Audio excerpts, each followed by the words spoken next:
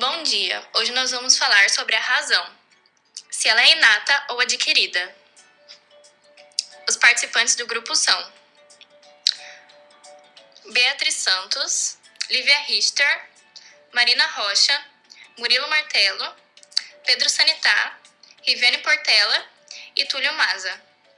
E fomos orientados pelo professor Genailson Ramos. Inatismo platônico. Platão defende o inatismo da razão ou das ideias verdadeiras. A teoria da reminiscência, nós nascemos com a razão e as ideias verdadeiras, e a filosofia nada mais faz do que nos relembrar dessas ideias. Segundo Platão, conhecer é recordar a verdade que já existe em nós, é despertar a razão para que ela se exerça sozinha. Inatismo cartesiano. Descartes apresenta sua teoria das ideias inatas em duas obras: O Discurso do Método e as Meditações Metafísicas. Nelas, mostra que nosso espírito possui três tipos de ideias: as ideias adventícias, que originam das nossas sensações e percepções, bem como de nossas lembranças, que são, de um lado, ideias das qualidades sensoriais e, do outro, ideias das coisas percebidas por meio dessas qualidades. As ideias fictícias são aquelas que criamos em nossa fantasia e imaginação, compondo seres inexistentes com pedaços ou partes das ideias adventícias. Essas ideias nunca são verdadeiras, pois não correspondem a nada que existe, como, por exemplo, dragões, sereias ou até mesmo super-heróis. Ideias inatas são aquelas que não podem vir de nossa experiência sensorial e nem de nossa fantasia. As ideias inatas são inteiramente racionais e só podem existir porque já nascemos com elas, como, por exemplo, a razão e a dedução, e também a ideia de infinito. Empirismo. Contra os inatistas, os empiristas afirmam que a razão é adquirida pela experiência. Antes da experiência, dizem eles, nossa razão é como uma folha em branco. Nossos conhecimentos começam com a experiência dos sentidos, como a visão, o tato e o olfato. A experiência escreve em nosso espírito as ideias, e a razão vai associá-las, formando nossos pensamentos. David Hume dirá que a razão é o hábito de associar as coisas. O princípio da causalidade. O exemplo mais importante oferecido por Hume para mostrar como formamos hábitos racionais. Por exemplo, quando colocamos um objeto sólido, como um pedaço de gelo, no calor do fogo. Não só ele derreterá, como também passará a ocupar um espaço muito maior no interior do recipiente. À medida que essas experiências vão se repetindo, vão criando o hábito de associar o calor com certos fatos iguais. Isso leva a dizer que o calor é a causa desses fatos. Problemas do inatismo. Se os princípios e as ideias da razão são inatos e por isso universais e necessários, como explicar que possam mudar? Por exemplo, Platão afirmava que a ideia de justiça era inata. Mas qual era a ideia platônica de justiça? Platão dizia que a justiça é o domínio da inteligência sobre os instintos, interesses e paixões, tanto no indivíduo quanto na sociedade. Entretanto, com o surgimento da psicanálise, no final do século XIX, Freud, criador da psicanálise, mostrou que nossa consciência e razão pedem menos do que o nosso inconsciente e o nosso desejo. Se a justiça platônica era uma ideia inata da razão, deveria ser universalmente verdadeira em todos os tempos, mas a psicanálise contesta isso. Ou seja, o inatismo depara com problemas de mudanças da sociedade, que exige mudanças ideias feitas pela própria razão no processo de conhecimento. Problemas do empirismo. O principal problema é a impossibilidade do conhecimento da objetividade da realidade, já que as ciências são apenas hábitos psicológicos de associar percepções, então elas não possuem verdade alguma. O ideal racional da objetividade corresponde à realidade das coisas, portanto não depende da subjetividade. Porém, para os empiristas, a ciência não pode oferecer nem garantir essa objetividade. Esses problemas, criados pela divergência entre o inatismo e o empirismo, foram resolvidos em dois momentos. Primeiro, com Leibniz no século XVII, e segundo, com Immanuel Kant no século XVIII.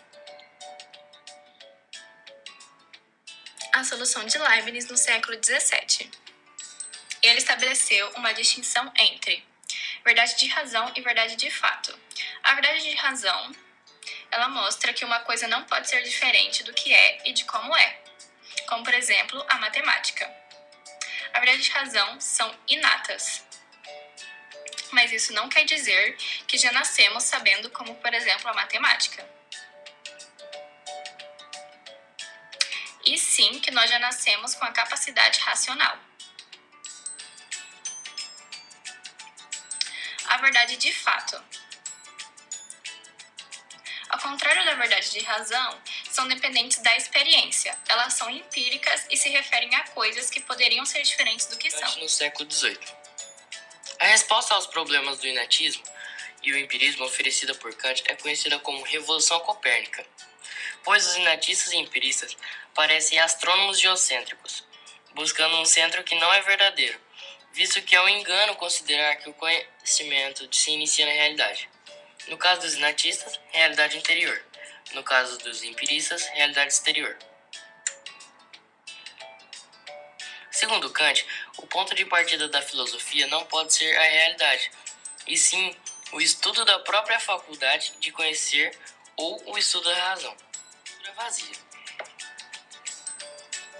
Razão é uma estrutura vazia, uma forma pura sem conteúdo, e essa estrutura é universal, a mesma para tudo. Os conteúdos que a razão conhece, estes sim dependem da experiência. Sem ela, a razão seria sempre vazia. Qual o engano dos inatistas? Supor que os conteúdos são inatos, quando a estrutura aqui é inata. Qual o engano dos empiristas? Supor que a estrutura da razão é adquirida pela experiência. A razão é constituída por três estruturas, a priori, ou seja, antes da experiência.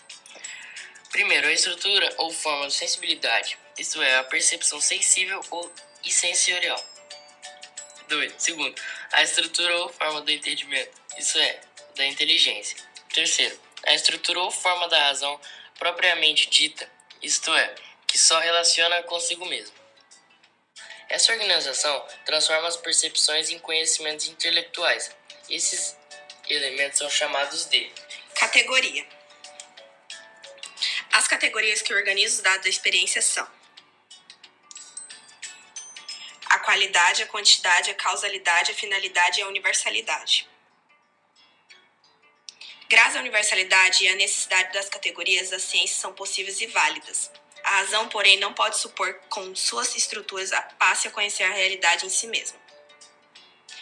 Para Kant, jamais se pode saber se a realidade em si é espacial, temporal, causal ou etc. O engano dos inatistas e empiristas era supor que podiam conhecer um nômeno, ou seja, a realidade em si, e só podendo conhecer o fenômeno, ou seja, como a realidade é organizada. Resposta de Hegel. No século XIX, o filósofo alemão Hegel ofereceu outra solução para o problema do inatismo e do empirismo. A todas as concepções filosóficas que viveram antes, ele critica falando que não compreendem que a razão é a história. Segundo ele, a razão não é e nem exclusivamente objetiva e nem exclusivamente subjetiva. Ela é a unidade necessária do objetivo do sujeito. Para Hegel, a razão é: primeiro, conjunto de leis do pensamento, os procedimentos do raciocínio, é a razão subjetiva. Segundo, a ordem é a relação das próprias coisas, é a razão objetiva. A relação interna e necessária entre as leis de pensamento e as leis do real, ela é a unidade da razão subjetiva e da objetiva, o espírito absoluto. A recepção, a solução hegeliana. Embora Hegel tenha proposto sintetizar a história da razão, considerando inatistas, empiristas e kantianos parte do passado dessa história, muitos filósofos não aceitaram isso como resposta final. Então, os empiristas, inatistas e kantianos não desapareceram. Eles reformularam teses, acrescentando novas ideias, mas se mantiveram.